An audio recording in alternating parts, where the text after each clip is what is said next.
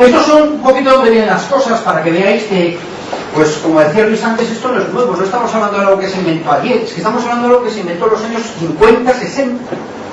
Es que lo acabamos de descubrir en ATI, porque preguntar a la SEA, a Renault o a cualquier industria, bueno, de aquí, en España, o en Vigo, cualquiera de estos, preguntar qué utilizan. Veréis cómo utilizan esto desde hace muchísimos años. O preguntar en algunos hospitales que ellos utilizan en la parte del hospital, por ejemplo. Hay muchísimas empresas que utilizan esto. Nosotros lo acabamos de descubrir. Acabamos de descubrir porque nada de lo que vamos haciendo hasta ahora realmente aporta valor al cliente. Sigue diciendo no funciona, y seguimos buscando. A ver si algún día encontramos algo que funcione realmente y que desde el punto de vista del cliente funcione. Pero esto, como ves, es una evolución que ha tenido pues diferentes introducciones, diferentes entradas, pero todos ellos orientados hacia la excelencia. Esas frases que se oyen a veces de es que un cierto nivel de fallos es inevitable. Falso. Un cierto nivel de fallos es inaceptable. O esas frases también famosas de no, yo te pago por trabajar y no por pensar. Eso es un desperdicio. Porque ¿quién mejor que el que está en el día a día trabajando te puede decir cómo mejorarlo? Tú desde un despacho, hombre, tú puedes marcar una estrategia de negocio, pero desde luego el día a día no lo vas a mejorar. Si no estás allí, no. Fijo, seguro. Bueno, ese tipo de cosas son las que van evolucionando, van cambiando, y es lo que, como líderes Lean dentro de la organización, tendríamos que abordar. El problema que tiene el concepto propio de liderazgo Lean es quién debería ser el mayor líder Lean dentro de la organización. Pero claro, si yo me convierto en líder Lean y soy yo el tambor, entonces mi área conmigo mismo va a estar genial. Vale. ¿Pero eso va a aportar algún valor a alguien? Posiblemente no. Necesitamos que el liderazgo Lean vaya más arriba del CEO. Más arriba. El CEO. Cuanto más arriba, mejor. Cuanto más áreas involucradas, mejor. Porque eso es lo que luego va a permitir poco a poco ir desarrollando en el resto de las áreas todas estas iniciativas y esta mejora. Pero os aseguro que no son quimeras. Están puestas en práctica. Funcionan. Y las mejores empresas del mundo las utilizan. Que no son quimeras. Existen y se hacen. Lo que pasa es que hay que querer hacerlas. Y hay que estar dispuestos a cambiar el modelo cultural que hemos heredado desde la época de Viva las cadenas de Fernando VII. Esto es una herencia muy cultural, muy antigua, muy arraigada, y que casi es porque nos van las cosas como nos van. A lo mejor es por eso.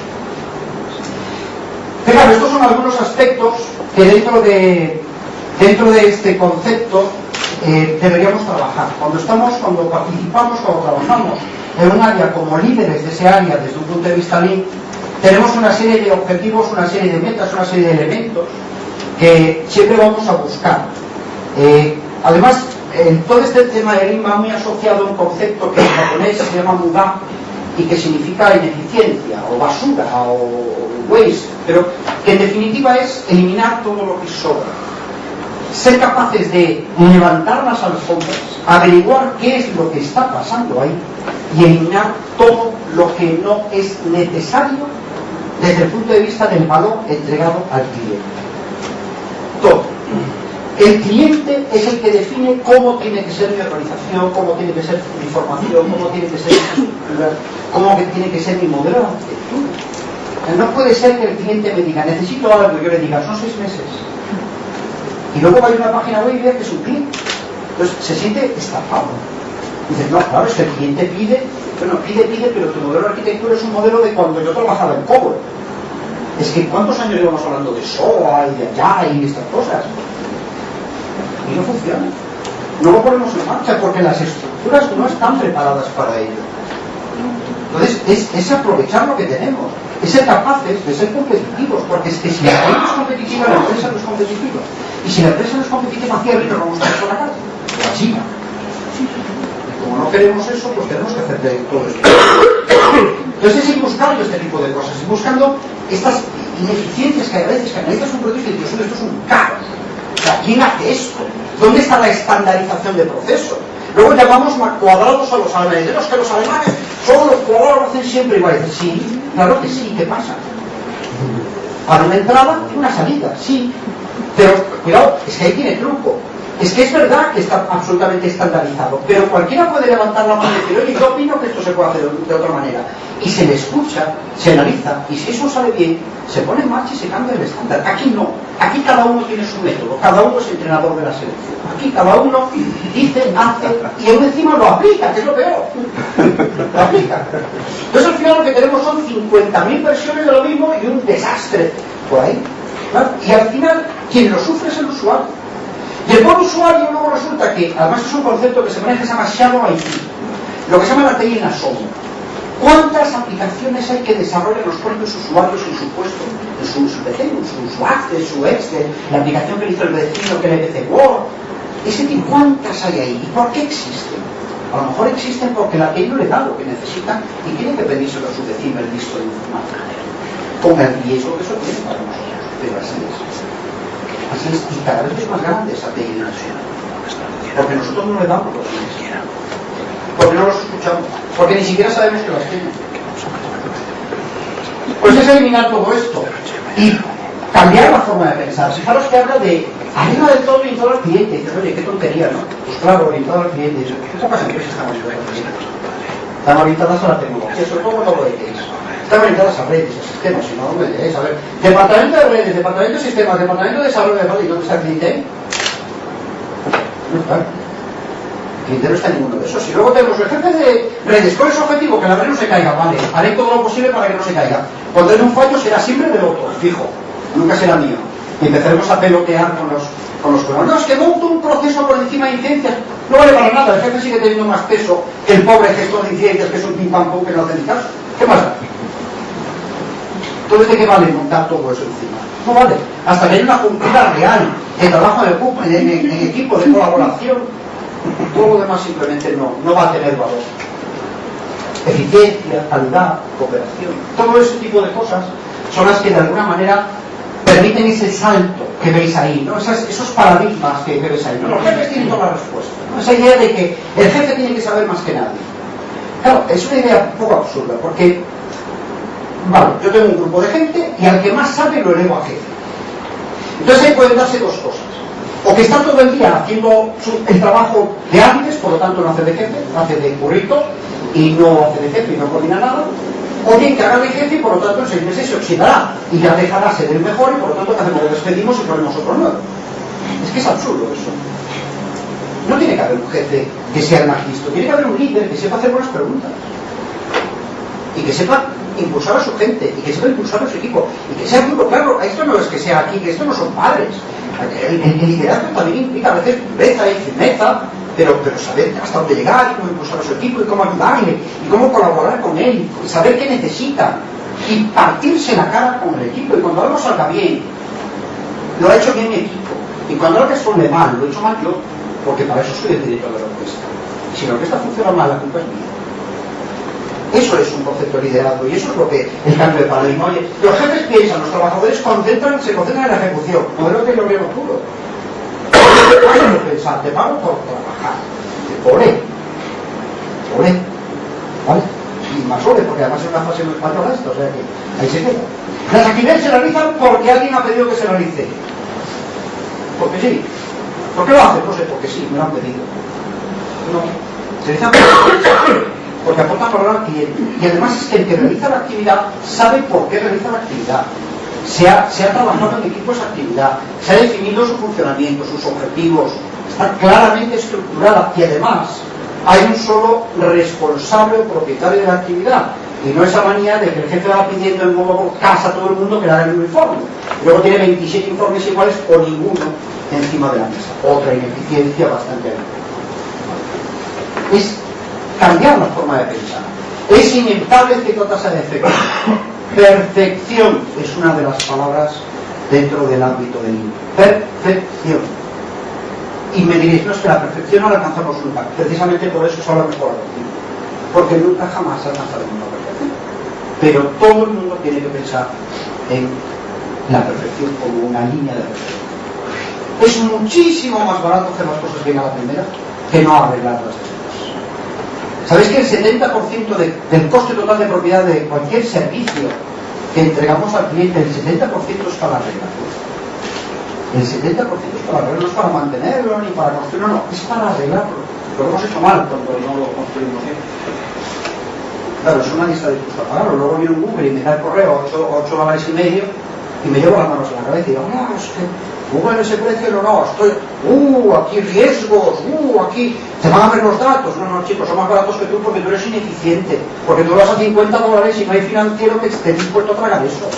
Y así, claro, me voy allí, no me cuentes miedos de que si está en Google, porque seguro que la infraestructura de Google es mucho más robusta que cualquier CPD que pueda tener montado, seguro. Y tendrá muchos menos riesgos también. O sea que, no son miedos, no, lo que pasa es que al final, claro, si pierdo eso, no me echan, ¿no? Claro, pues a lo mejor es lo que me queda. Hay un libro de un señor que se llama Luis Catrecasas, que es uno de los, lleva muchos años impulsando línea en industria, sobre todo en industria manufacturera, y este señor tiene un libro muy interesante que se llama Volver a empezar.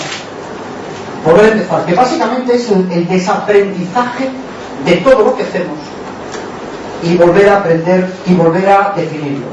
Esto implica un cambio absoluto en la forma de pensar y actuar dentro de las empresas. El problema es que, como siempre, nos vamos a la letra lógica. Pues como Jesús me ha dicho que debo cambiar la cultura, pues mañana por la tarde vamos a dejar una franja de una horita para cambiar la cultura. Pues ahí un poco lo hacemos mañana a las 11 de la mañana, la gente está con bocata, cuando lleguen ya se encuentran una cultura nueva. Pues va a ser. Va a ser que sea años. Va a ser que empieza por arriba. Va a ser que no valen cartelitos, ni arengas, ni cosas similares. Va a ser que es ejemplo. Ejemplo de los que dan ejemplo. Ejemplo de los que son mirados por los demás. Es decir, los líderes de la organización. El ejemplo diario. Si yo le pongo arengas a la gente y luego veo que mis superiores hacen otra cosa distinta, ¿qué me voy a creer? Pues veo lo que hay y digo, esto pues ya me está otra vez intentando engañar. Cuando además muchas veces la gente no es el problema. Cuando analizamos los procesos nos damos cuenta que el peso que tiene la actividad humana en el tiempo de desarrollo del proceso es mínima comparado con los otros tiempos que hay por el medio, de tiempos de cola, de esperas, de que es que fulanito tiene que firmarlo pero está de vacaciones, si es que menganito dice que no pero menganito dice que sí, está en lucha de poder y a ver si alguna vez... Mientras se está esperando ahí todo eso. Pero luego el señor que ha aplicado el código, el señor que ha puesto en marcha, ese lo ha hecho bien y ha tardado lo que tenía que tardar, pero es mínimo el tiempo. Sin embargo, vamos al señor que programa y dice, oye, tienes que hacerlo en la mitad de tiempo. Y el pobre chaval lo hace en la mitad de tiempo y perfecto, un proceso que dura 7 días, pues ahora, él que antes lo hacía en 1 hora, ahora hacerlo en media hora, hemos ganado muchísimo. De 7 días hemos ahorrado media hora y hemos quemado a un buen programador y ahora se irá a la calle y contrataremos un esclavo body shop. Que sigamos mejorando nuestra organización. Son métodos interesantes para seguir mejorando la organización. Estos son los elementos principales que os estoy comentando. Este es un poco el resumen, ¿no?, de todo lo que os estoy comentando. Y sobre lo que tenemos que actuar cuando trabajamos dentro de una organización que tiene esta estructura. Estamos hablando de, por un lado, una cosa que se llama la cadena de valor. La cadena de valor es tan sencillo como tener en cuenta todo lo que ocurre para entregar un determinado servicio a un cliente. Ponerle el tamaño, el foco, depende del grano. ¿Que lo ves en tu departamento? Pues dentro de tu departamento. ¿Que lo ves en la TI? Pues en la TI. ¿Que lo ves a nivel de organización? Pues a nivel de organización. Pero para que os hagáis una idea, una empresa norteamericana que manufactura latas de refrescos empezó hace muchos años, eso lo cuentan los libros de casos de éxito, ¿no? Empezó hace muchos años a implantar todo este tipo de cosas, ¿no?, y a poner en marcha estas ideas lean y todo esto.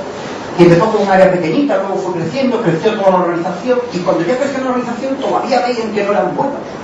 Y empezaron a incluir a sus proveedores, empezaron a formar a sus proveedores, porque empezaron a entender que si tenían un proveedor fiel y formado dentro de esta estructura de just-in-time, de esta estructura lineal de cadena de valor, el valor entregado al final era mejor, porque la cadena es tan dura como el eslabón más débil.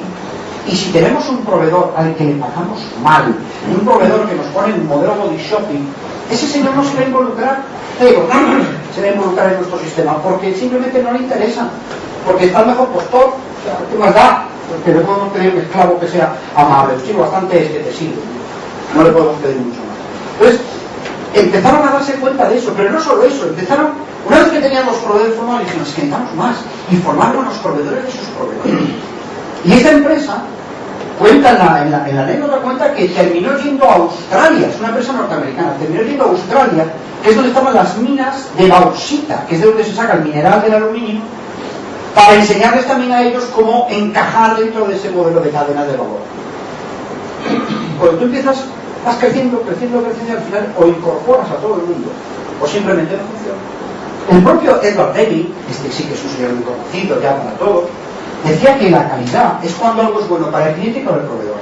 Si algo no es bueno para los dos, no es calidad. O a lo mejor lo soy, pero mañana dejará de serlo, bien porque se arruina el proveedor, porque se arruina el cliente o por algo. Pero o es bueno para los dos, o aquí las cosas no funcionan. No van a funcionar, ¿no? Entonces, la cadena de valor como una visión completa de todo lo que ocurre, y digo todo, todo. Y cuando se hace el análisis de la cadena de valor, luego, bueno, tenéis ahí un ejemplo, pero bueno, cuando se hace el análisis se hace con un cronómetro en la mano, literalmente, con un cronómetro, midiendo tiempos, a qué se dedica cada cosa, cómo se dedica, eliminando si es posible la herramienta que a veces tergiversa la información y accediendo al dato real, utilizando una cosa que aquí en este concepto se llaman Kanban, que son unas tarjetas donde se van registrando los tiempos.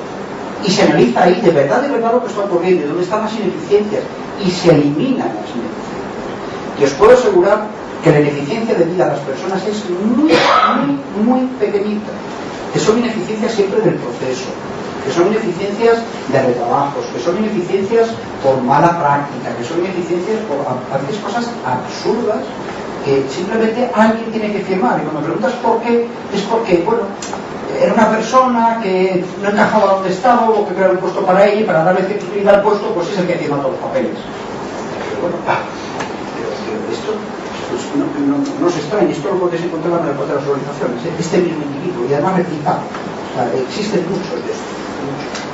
Pues, dice, bueno, ¿para qué? Esto aporta valor al cliente, no fuera.